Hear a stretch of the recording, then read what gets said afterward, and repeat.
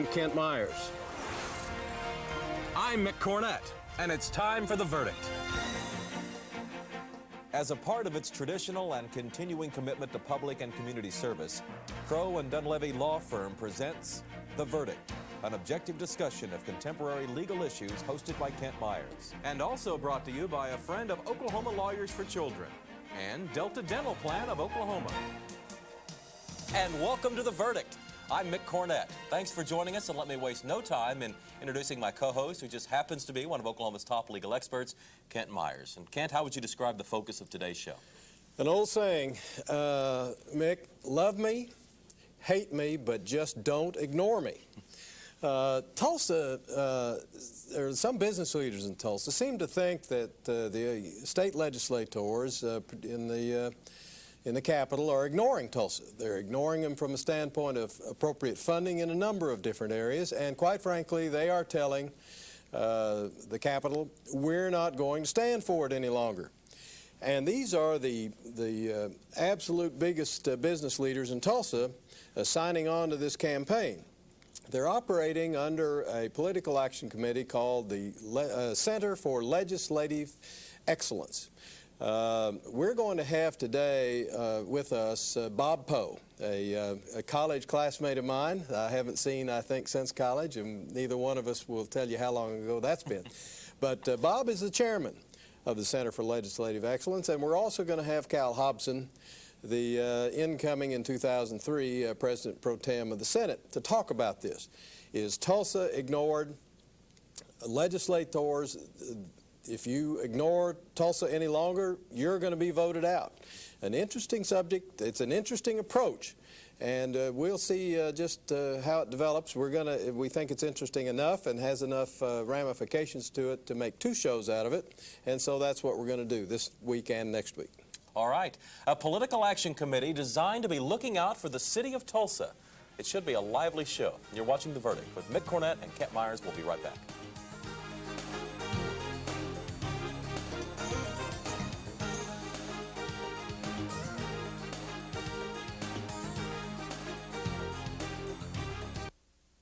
The Journal-Record is pleased to be a sponsor of The Verdict. The Journal-Record, since 1903, the best source of Oklahoma business news and legal information. I enrich our cultural landscape. I help define our quality of life. I am one of 4,000 artists in central Oklahoma who receive support from Allied Arts, this community's united arts organization. I am an allied artist.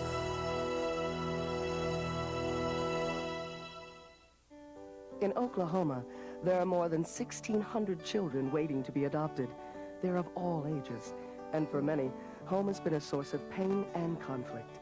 They've dreamed of finding a better life and a loving family. Consider adoption.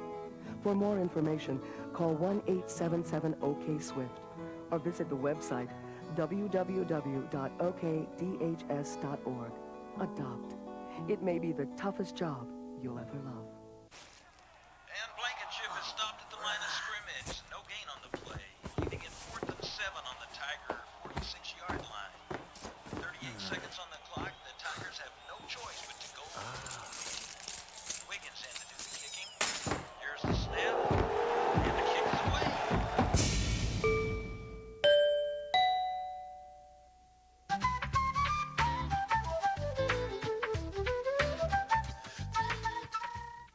All children deserve a life of hope and love, but sometimes they experience a life of pain, neglect, and abuse. When that happens, each child deserves all of the quality assistance and representation that can be offered in our legal system. Oklahoma Lawyers for Children has over 350 of the best attorneys and volunteers in Oklahoma County who donate their time and services to represent children. For more information, call 405-23-CHILD. Oklahoma Lawyers for Children, helping to bring hope and love back to the lives of abused children.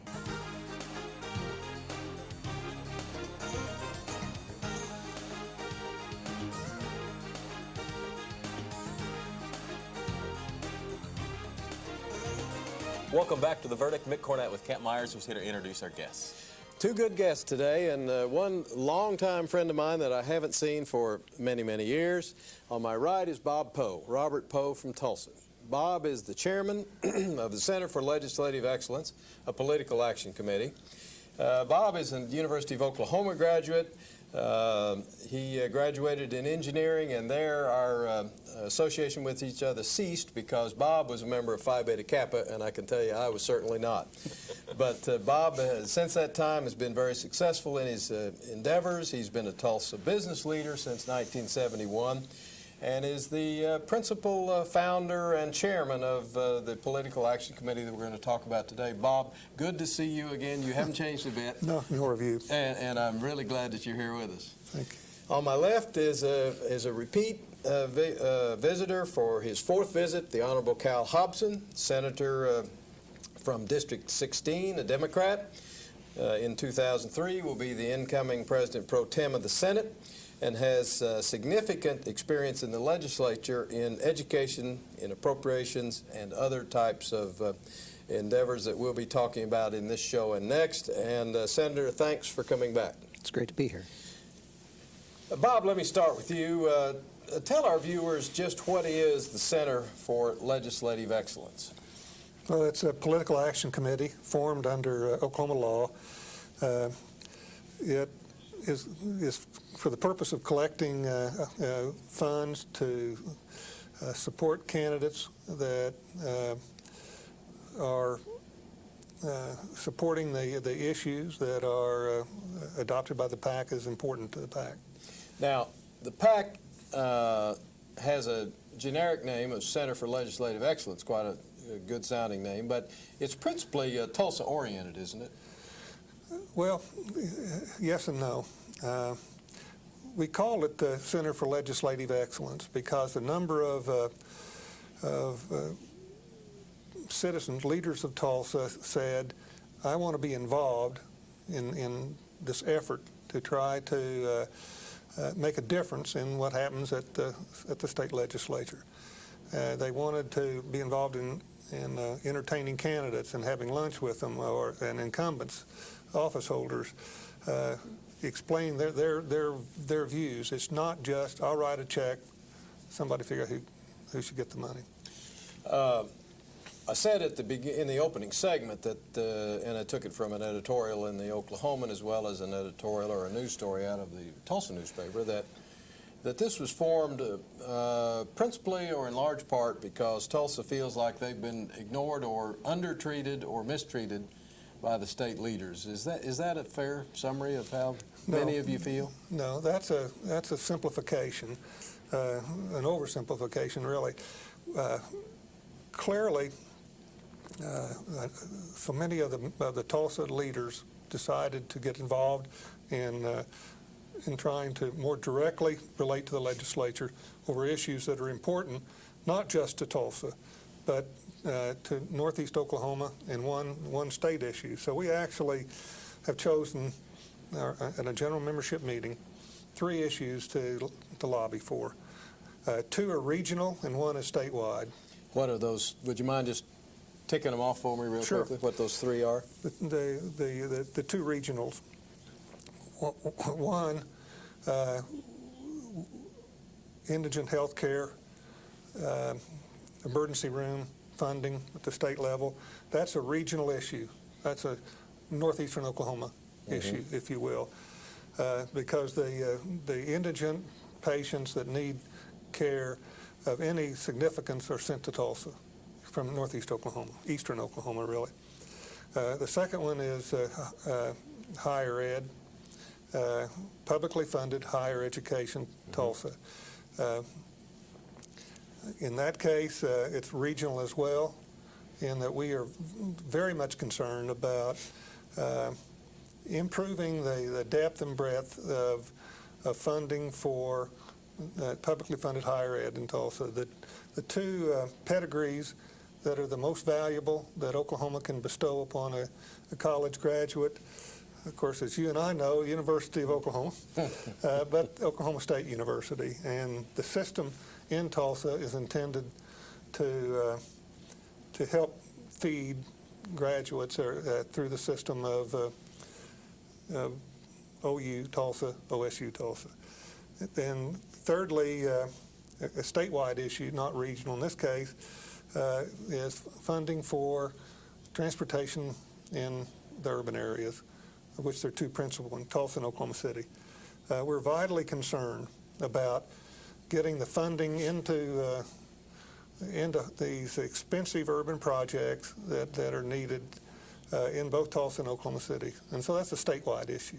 So those are our three issues. Senator Hobson, do you feel like the legislature in the past few years has underfunded Tulsa in these areas? It's interesting to be asked that because 3 of the last 4 President Pro-Tems have been from the Tulsa area, and of course the current governor, his hometown is Tulsa, as we all know. I think it's more of a challenge of adequate resources for the entire state. I do agree that Tulsa can make a special case in the confusing higher ed arena, and I think they can also make good points when it comes to indigent care. When it comes to the highway issue, I think you can look all over Oklahoma and make your case that we all need a better opportunity for businesses to choose our community based on a decent road system. But I'm hearing Mr. Poe's points, and I plan to be a very good listener. Let me ask you another question. You're familiar with the Oklahoma Municipal League, an organization that is supposed to put forth the causes of all cities, I guess, that are members. Has the Oklahoma Municipal League been doing an adequate job, as far as you're concerned, in espousing Tulsa interests? They're well led by Danny George, a fine young man that I've known for 20 years. The Municipal League is not known, though, as one of the kind of large lobbying tigers, simply because their revenue stream is quite modest. Remember that this new PAC will be arriving at the Capitol and become one of simply hundreds of PACs organized to get the attention of... Literally hundreds? Literally hundreds. Wow. Some quite active, others, you know, sleeper PACs. But they will find lots of company when it comes to the discussion of allocating Oklahoma's resources, especially this coming fiscal year, since it's going to be an extremely tight budget year. Why don't I jump in here and get us to a first break? We're going to be right back. We're discussing the details of a political action committee that is designed to help, specifically, the city of Tulsa. You're watching The Verdict.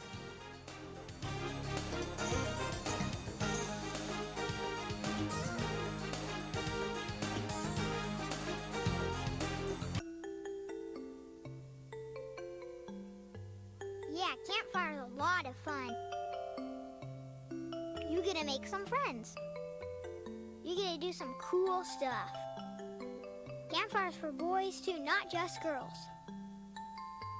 But hey, campfire's definitely for kids. So call the campfire office nearest you to join in on the fun. Because let's face it, you're not getting any younger. St. Gregory's University has been changing the lives of people like me for 125 years. Affordable, private Catholic education, balanced with dedication to community and service, makes St. Gregory special. We're extremely proud of our students' outstanding academic achievements and our nationally ranked athletic teams. It's when you help a student build a future of balance, integrity, and service that you change a life forever. St. Gregory's, a community for life.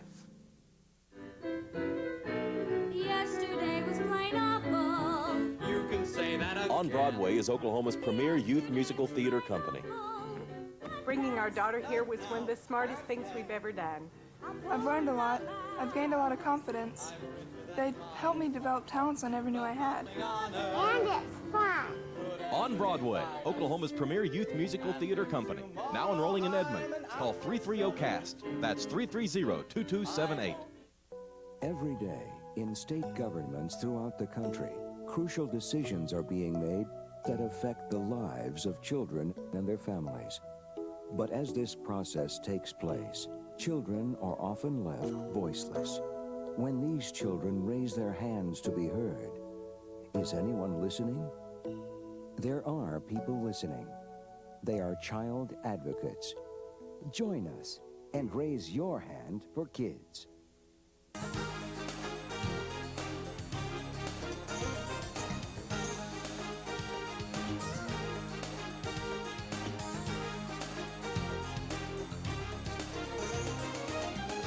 Mick Cornett and Kent Myers back on The Verdict. The subject of today's show is a political action committee that's designed to be looking out for the interests of the city of Tulsa and the surrounding area in northeast Oklahoma. And Kent, where are we here? Well, I want to talk a little bit with Bob about the contributions that the PAC has been able to secure, or commitments at least. Bob, I understand you have about $140,000 in cash in the bank now, according to your reports. What do you have in the way of commitments for money to come in? The heart of the PAC is to get a 6-year commitment. We're not interested in just being out for one election.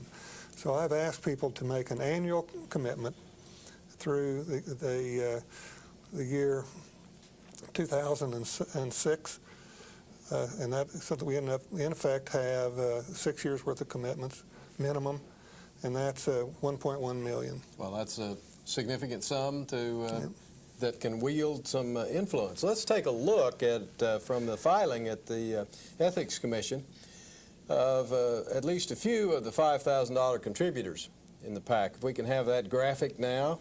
I'm not going to go over each name or each business affiliation, Bob, but just this very limited list with names such as Hardesty, Helmrich, Lorton, Parker, etc., is quite an impressive list. It is, thank you for the graphic.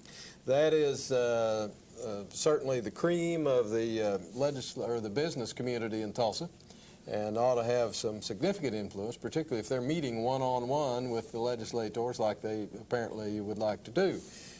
How were you able to get these people to go with you on this effort? Well, I think there's several factors that cause it to occur.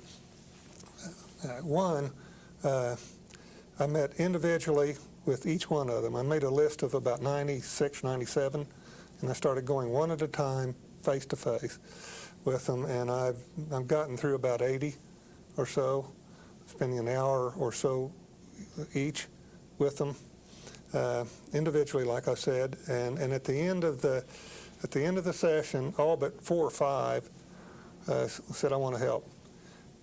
So the heart of it is why. One, I believe that the principles we adopted for the PAC turned out to be critical to them. One, absolutely bipartisan. Two, not favoring Republicans, not favoring Democrats. That's right. Or favoring both of them. Yeah. 3, statewide focus. 4, only the House and Senate seats. We're not involved in statewide races. We're not involved in local races. So here is, in fact, a group that's saying, okay, we want to talk to legislators and candidates statewide about what we think is important for Oklahoma, not just Tulsa, Oklahoma.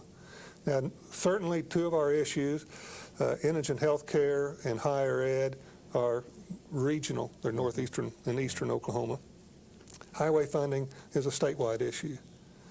At the end of the day, all but 6 or 7 of the 75 or 80 that I've gotten, that I've gotten to see, said, I think it's worth doing and I want to be involved. I've asked them for commitments for 6 years to fund for six solid years. Well, it sounds to me like it's a quite a significant effort, Senator Hobson. Is this something you've been familiar with before in your political career? Have you seen PACs of this size and with this kind of commitment before? This is really a much more aggressive and obviously well-funded PAC quickly than is normally the case. Normally you see, $100 checks, that kind of thing, $200. But this is an aggressive PAC. With obviously the underpinning of both Democratic and Republican leaders in Tulsa. I recognize many of those names, and so it brings to bear the force of a bipartisan voice, and that's good. And in my private conversations with Mr. Poe, he's not just coming to say Tulsa demands X, Y, and Z. he has a number of creative ideas to be helpful to the legislature in finding the revenue streams to build the roads we need, to provide the health care that our citizens deserve, and the educational opportunities that everyone should have access to. From a policy standpoint, a public policy standpoint, do you see there's been some criticism or left-handed criticism in the newsprint about this PAC as being too focused on Tulsa at the expense of the rest of the state? Do you see anything in that regard? I think it's always a lot of fun, and there was a rather caustic editorial in the Oklahoma City paper about Tulsa a few days ago, about Tulsa having to come down the turnpike numerous times to learn about maps and maps for kids. Tulsa doesn't quite have it figured out. So I think we play that game back and forth. But I'm from a little town in Oklahoma, happens to be in central Oklahoma, but I have come to the conclusion many years ago, having served under Pro-Tems from the Tulsa area, Pro-Tem from Oklahoma City, that if something good is going on that's helping the northeastern part of the state, there's benefit and spin-off advantage for we citizens here in central Oklahoma. I think that's the spirit of this PAC, and as long as that is the approach, then I'm very excited about their entry into the arena on 23rd Street, because I'm a believer that more is better when it comes to voices and involvement at the Capitol. Well, they can be a significant force, can they not? They absolutely will be a significant force. Bob, in the time we have remaining, which isn't long, just give us briefly your summary or your view of why the health care issue, the indigent health care issue, needs to be addressed. Okay, I can do that very quickly. One of the sad facts about Oklahoma is the fact that health care came about being funded as it did, growing up from the university healthcare system, University Hospital in Oklahoma City, back when it wasn't a problem for Blue Cross and all the other healthcare providers to charge enough to everyone else to have indigent health care funded in Tulsa. Where we are today, Tulsa has 86,000 Medicaid days that were provided in the year 2000, 83,000 in Oklahoma City, same year. So Tulsa is actually providing more indigent care than Oklahoma City.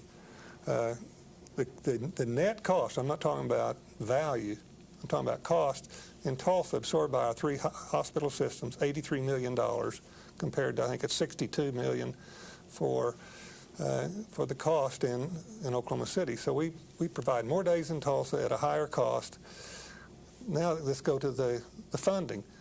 Sadly, Tulsa gets net $8 million, $8.6 million, year 2000. Oklahoma City, $74 million. Now, it doesn't sound equal. Doesn't sound equalized. You can't even round it off to make it equal, can you?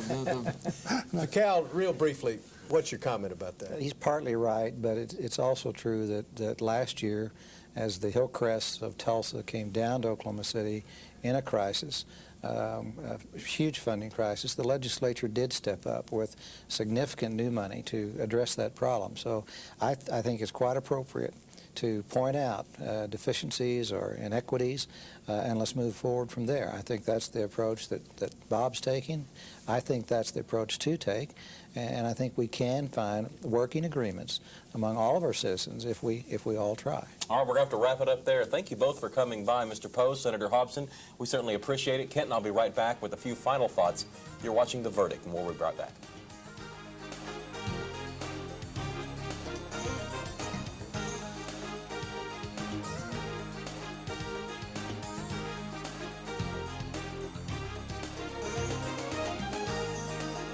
Hello, my name is Ted Smith. I'm president of the board of directors of the Oklahoma Disability Law Center. ODLC provides free legal services in civil matters to people with physical and mental disabilities. I'm Mike Sykes, vice president of ODLC. For more information, call 1-800-880-7755. The Oklahoma Disability Law Center provides high-quality legal services to people with physical and mental disabilities.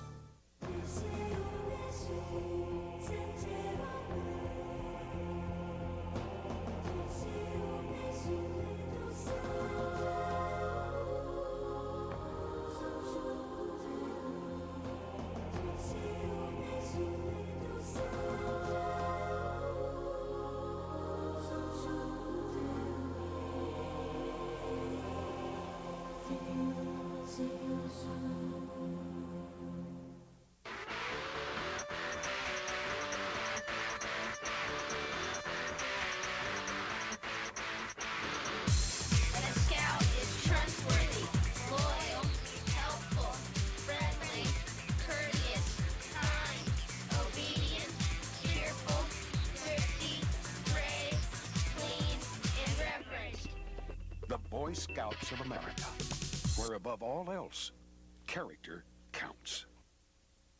Bringing out the best in each student.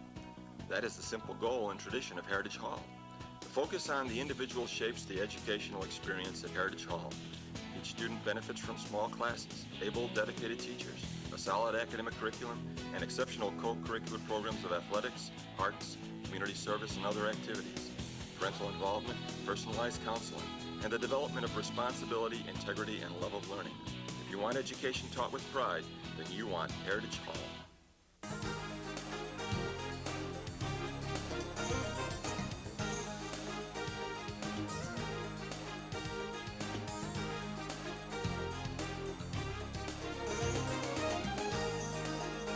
We are back to wrap up another edition of The Verdict. Mick Cornett with Kent Myers. And Kent, some final thoughts.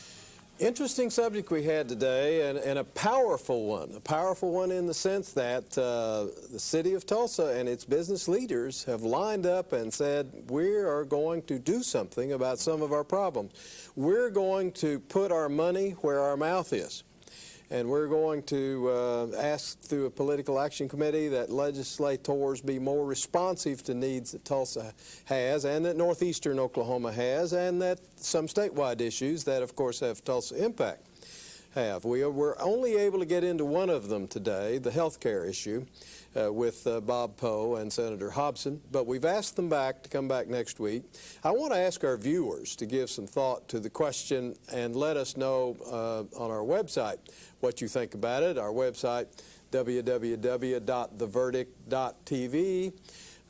We want to know, from a policy standpoint, viewers, do you think it's wise for, or good public policy for a PAC to support regional issues as is set forth in the Center for Legislative Excellence? If you do, let us know. If you don't, let us know by voting on our website. And we will let you know the results as you vote as soon as we can after the votes are tallied. And we'll be back. We'll see you next week. This program was brought to you by Crow and Dunlevy, a professional corporation. And also brought to you by a friend of Oklahoma Lawyers for Children and Delta Dental Plan of Oklahoma.